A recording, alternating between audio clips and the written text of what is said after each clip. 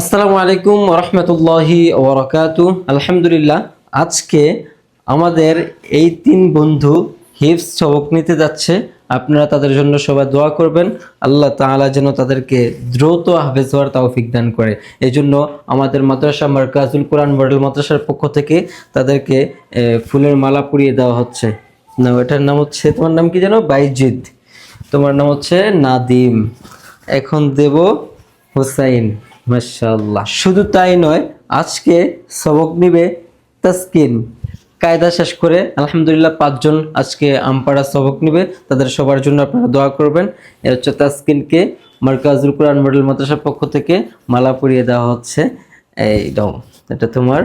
আর হচ্ছে হুজাইফা, হুজাইফা। আর হচ্ছে আব্দুর রহমান। তারপর হচ্ছে জুনাইদ।